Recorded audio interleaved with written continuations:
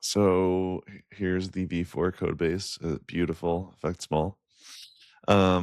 Let's take a quick peek at Julio's manifesto on schema for v4. You meant which is Julio's book on schema.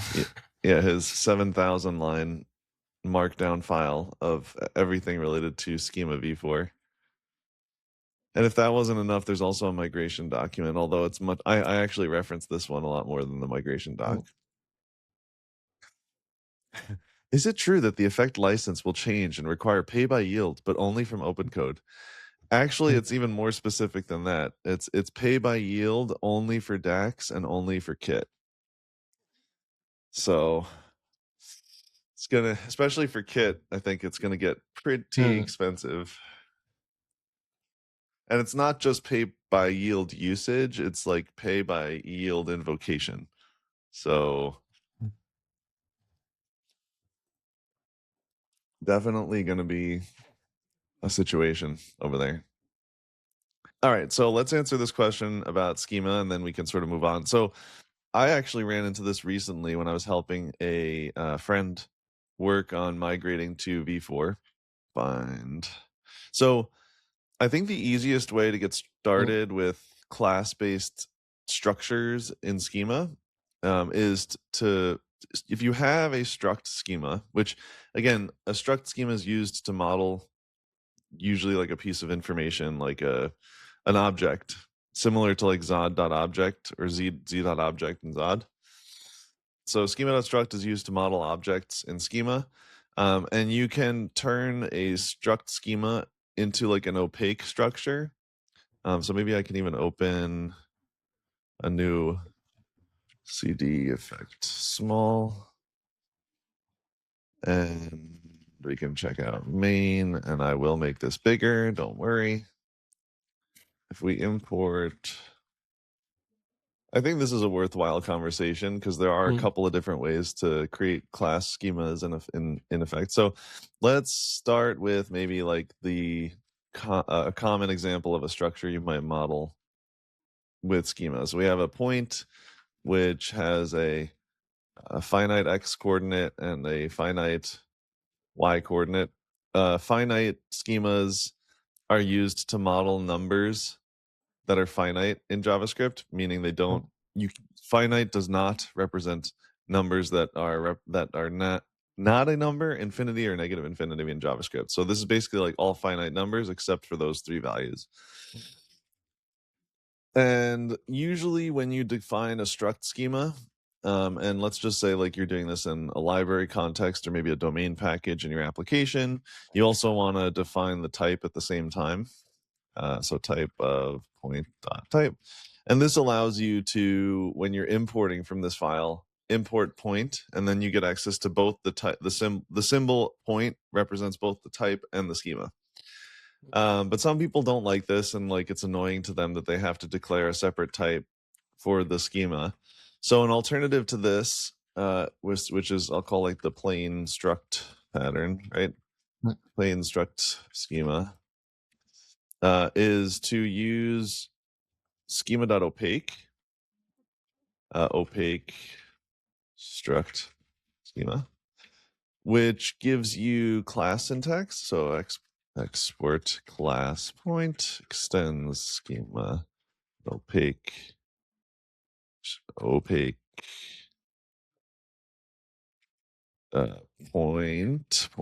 I can type today. I always forget the syntax for this. Right. And then we basically just replicate the same structure here.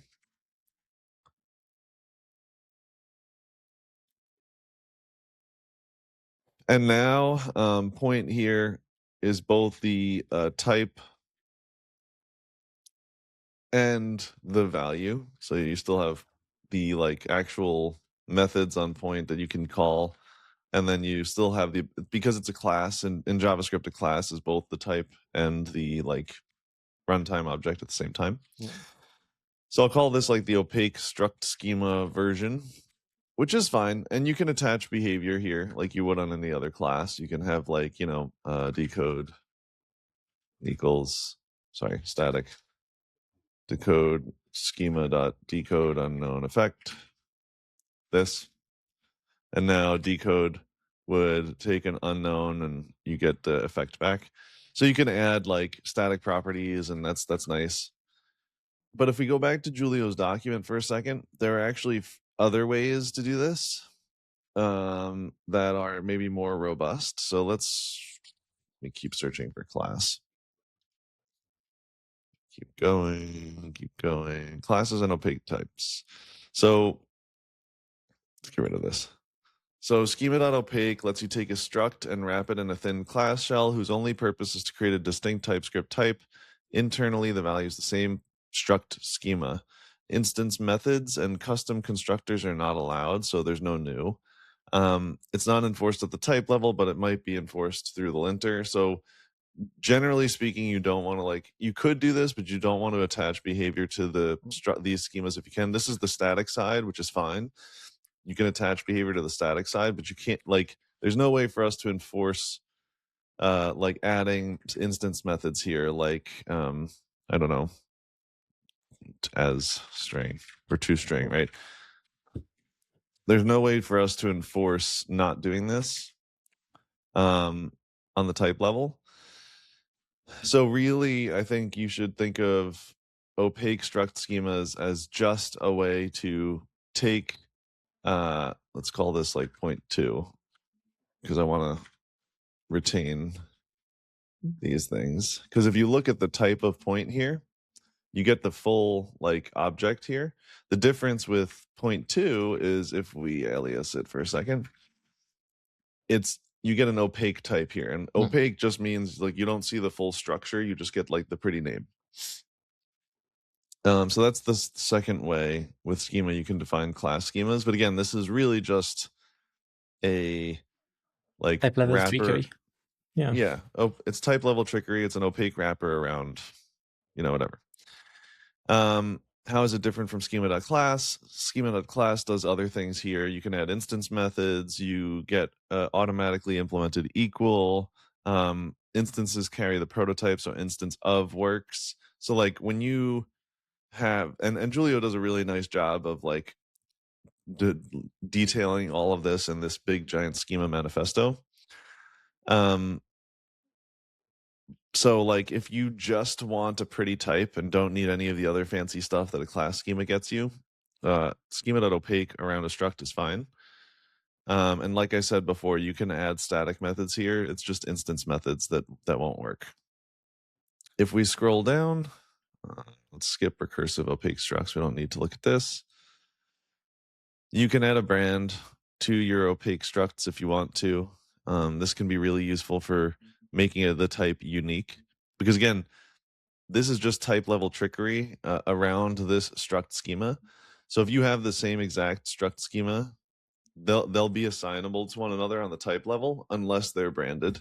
So even though they have different names, TypeScript treats these structurally the same unless you have a brand in here. And this is kind of how you do it, how you can make the type unique with schema.opaque. Now, you can technically turn any schema into a class now. And this was actually something I brought up to Julio a while back when Schema v4 first came out. In Schema v3, every single schema could extend, every single schema was a class, so you could extend every schema. You could do class my string extends schema.string, and that would work, I think. You could extend unions, you could extend literals, you could create a class out of any schema. In Schema v4, the internal representation of schema changed to be much more flexible, but in turn, the internals are not classes themselves, so you can't extend them. But Julio added support for that through this as class wrapper. And this is really just a convenience method thing that allows you to attach static properties and things that allow you to reference this. But there are significant differences from schema.opaque. It doesn't make the decoded type nominally distinct. It does not add equal or prototype based features. It's literally just when you do this, It's literally just a way to be able to add static methods to your schema. So it's even a less robust class, if so to speak. It's like just a way for you to be able to add maybe the decoders or something to carry the decoders and encoders along with your schema. But the real thing that I wanted to talk about, the real thing that I wanted to bring up here is Schema.class in V4. So this is the first, no pun intended, first class way to create a class-based schema in V4. And when you do this, you get the type, the class automatically implements equal for you. So you get like hash-based equality. It allows for static methods to be defined on it, and it also allows for instance fields to exist. So when you create like an instance of A here, it would have an _A property. And perhaps we can show this here with export class point 3 extends schema.class point 3, and we can just do this. So if I do read only A, then if I have const my point equals new point 3,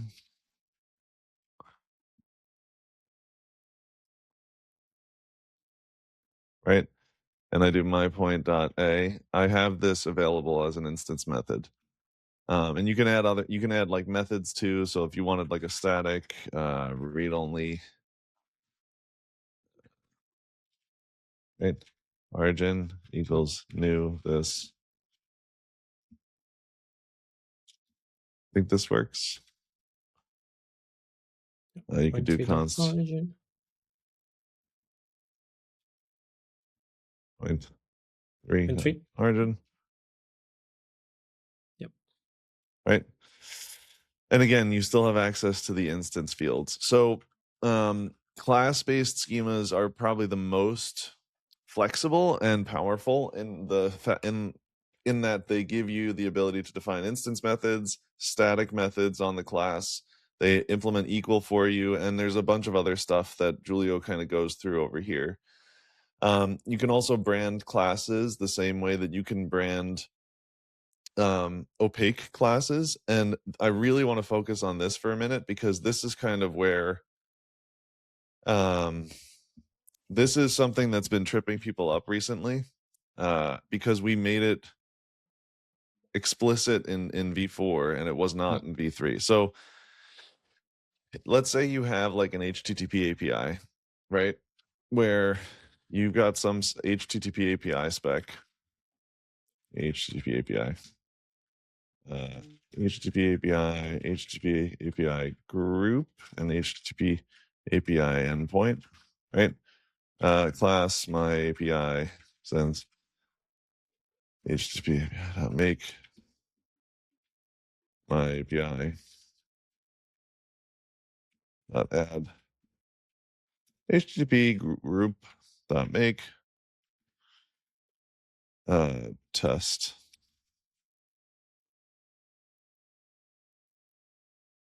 I think I can add an endpoint directly, but whatever, we'll just do it this way. And we'll just say, I don't know, this is a post endpoint testing. And we'll make this the root level path. And we'll have, I don't know, the payload is a point 3. Right? So we've got a very, very simple HTTP API here. Let's just export it so the LSP doesn't yell at me. We got an HTTP API with one group that has an endpoint in it, and it takes a payload of 0.3. Or maybe even we can make this more explicit. Let's do this. Success. We'll say the return type of this endpoint, the response type is a 0.3. Right? So when we go to implement this, HTTP API group dot, no, sorry, again.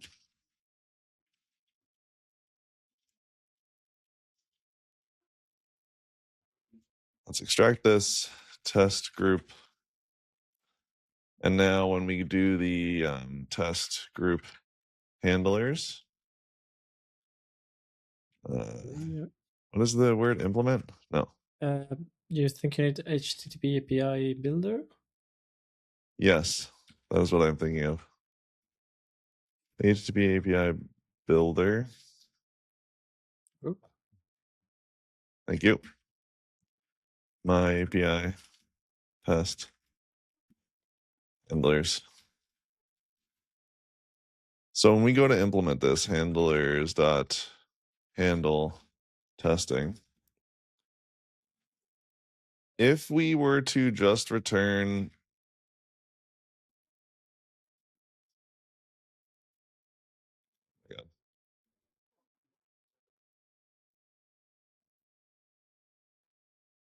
lead. I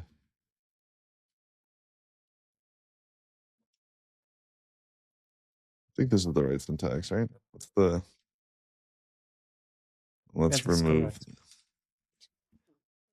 So there's a really big problem here, which is that in our handler here, this shape satisfies the shape of 0.3, which means that it passes type checking.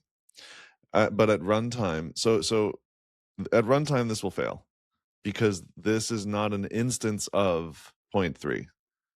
So class-based schemas, to make them work, under the hood are implemented as transformations where we transform from the structure, just the XY like structure, into an instance of 0.3. So when you're decoding an object with the 0.3 schema, for example, schema.decode unknown effect 0.3,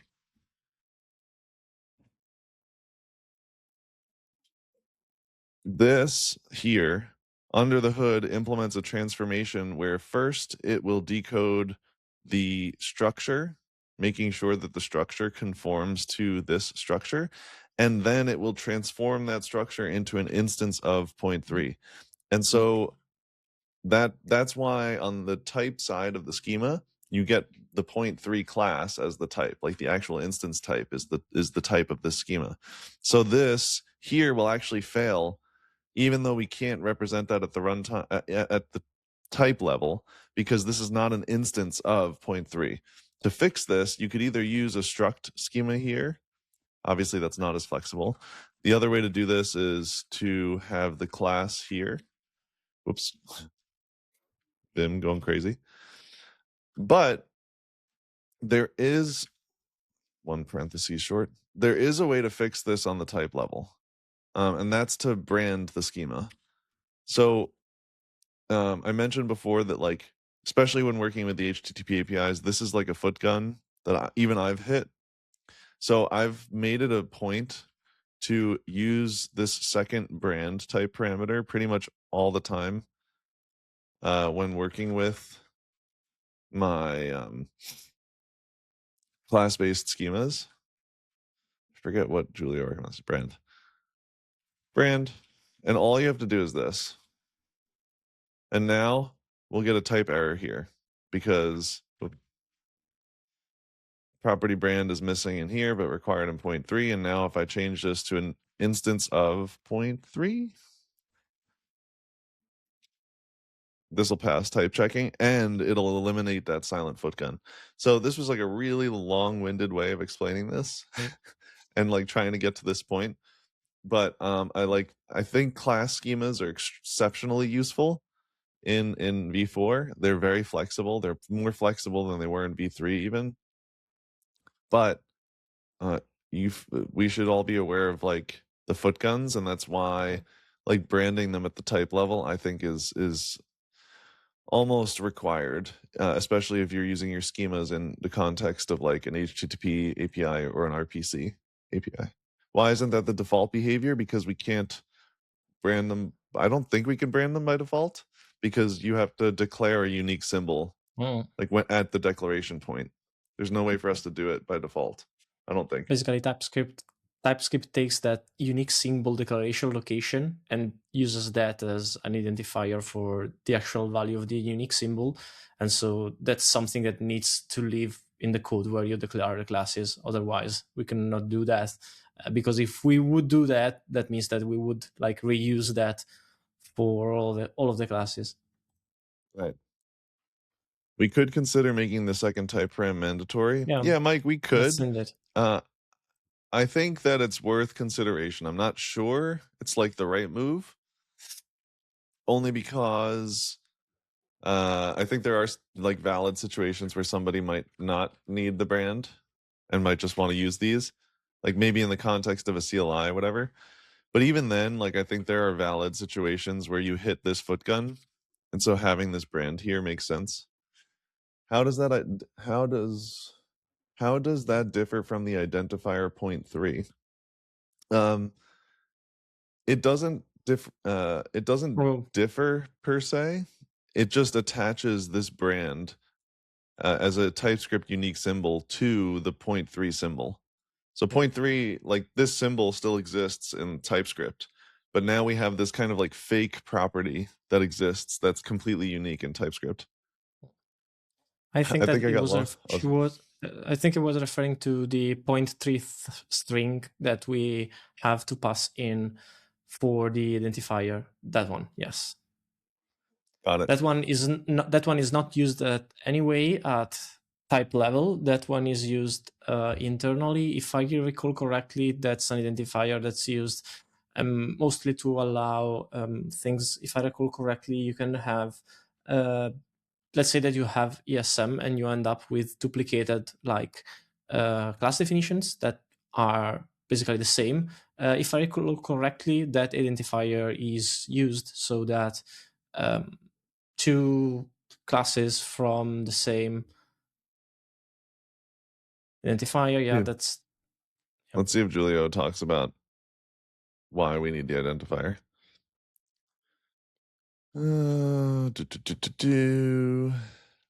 It also uses I think that by default, class schemas use this identifier in like error messages, I think. Yep. I forget, maybe Mike remembers the exact reason. I forget the exact reason why the identifier is necessary. This can be whatever.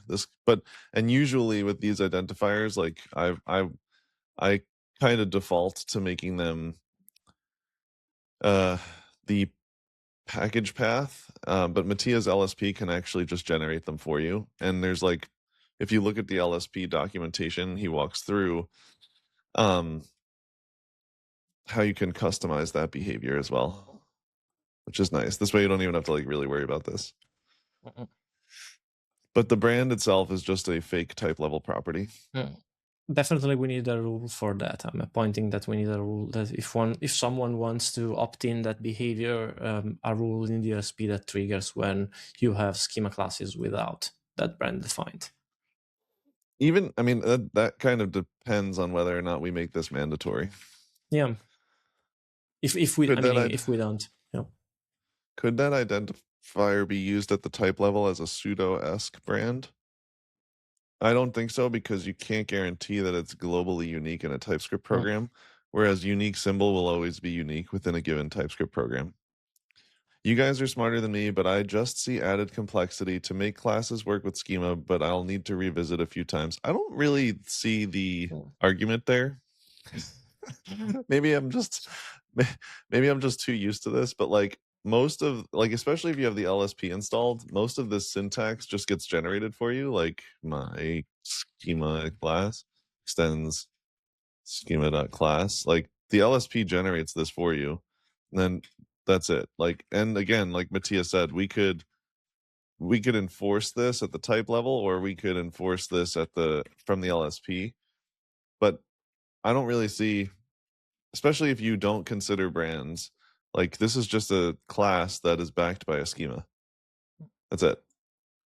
And this identifier is used for a few things under the hood, and that's why it's required.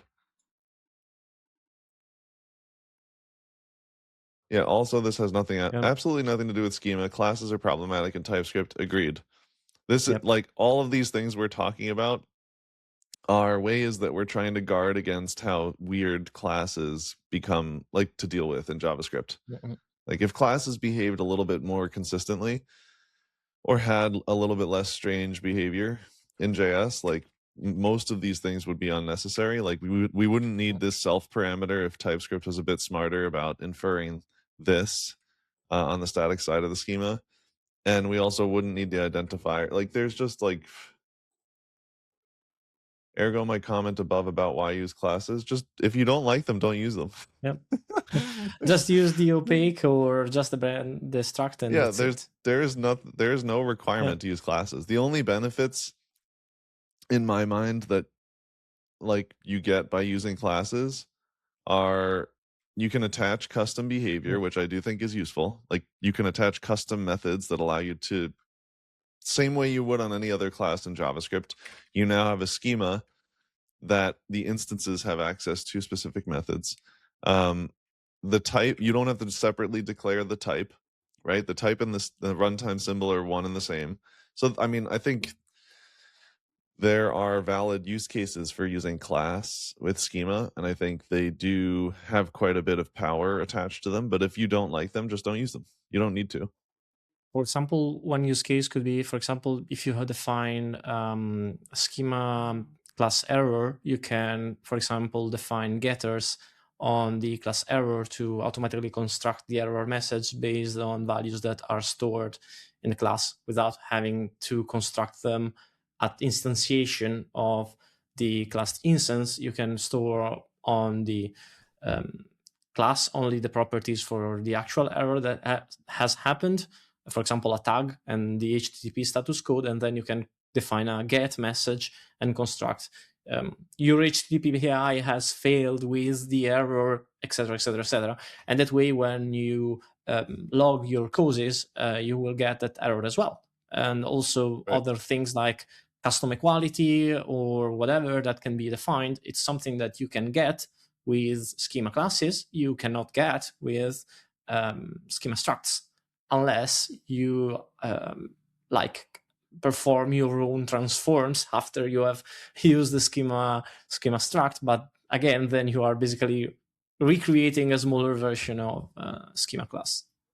Yeah, I think the two arguments for using classes in my mind are number one, like Mike mentioned in the chat, Mm. classes are the only way in TypeScript to get both a runtime value and a type at this in one shot. Otherwise, you have to declare the type separately like this. Mm-mm. Classes are the only way to get runtime type and TypeScript type at the same time. So you avoid this boilerplate. And then secondly, it's extremely powerful to be able to co-locate behavior associated with your domain type inside that domain type. So instead of having a struct here point and then saying export const, I don't know, right, like flip the x and y coordinates or invert, maybe a better name, whatever. Instead of having module scoped methods to do this, you can have that behavior exist directly on the class. You can attach custom behavior to things to transform values of the class, like Mattia was talking about. So there are like valid use cases for using classes in JavaScript with schema. Classes in V4 model supremacy.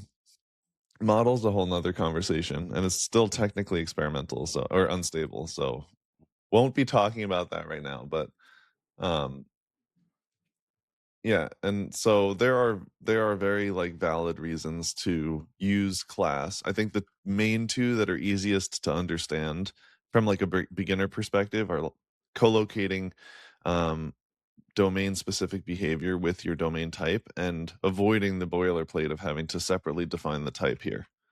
Because like if you forget to define the type and then you try to use it somewhere else in your program, then you have to go back, you have to define the type. It's like very annoying to have to remember to do this all the time. So there are valid use cases.